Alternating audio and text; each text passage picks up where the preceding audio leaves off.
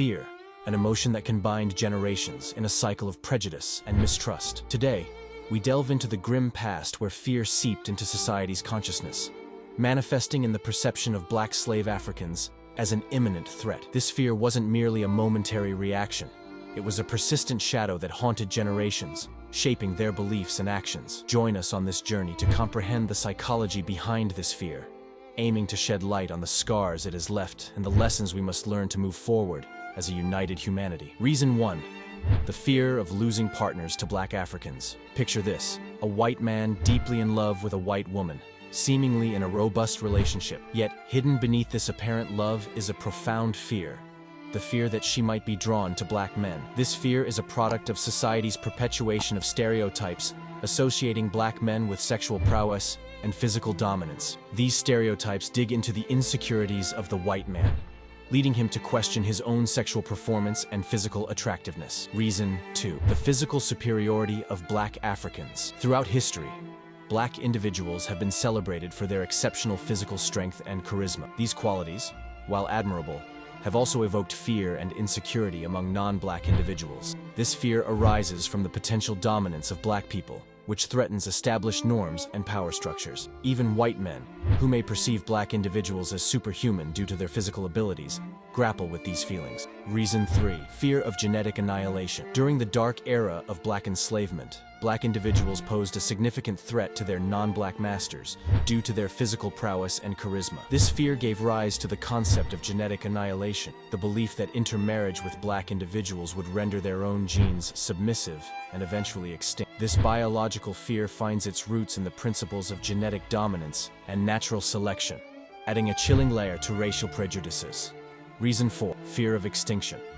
The fear of potential extinction often haunts groups who perceive their cultural, ethnic, or racial identity as under threat. White supremacists, in particular, harbor intense fears, viewing Black individuals as strong, attractive, and superior. These fears arise from the belief that the power and influence of white people are diminishing, exacerbated by demographic changes, cultural shifts, and changing birth rates. The fear of extinction is deeply linked to the perceived genetic advantages of Black individuals. Reason 5.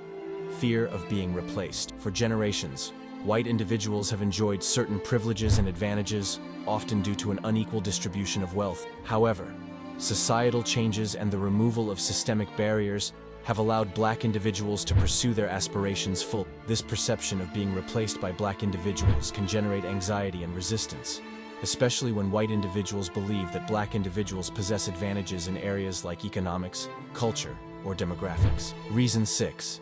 The inferiority complex. Some ultra-white conservatives and supremacists may implicitly recognize the perceived superiority of Black individuals in terms of survival capabilities. However, they refuse to accept this reality and instead experience jealousy and an accompanying inferiority complex. This complex manifests as low self-esteem, self-doubt, and resentment towards those deemed superior. Reason 7.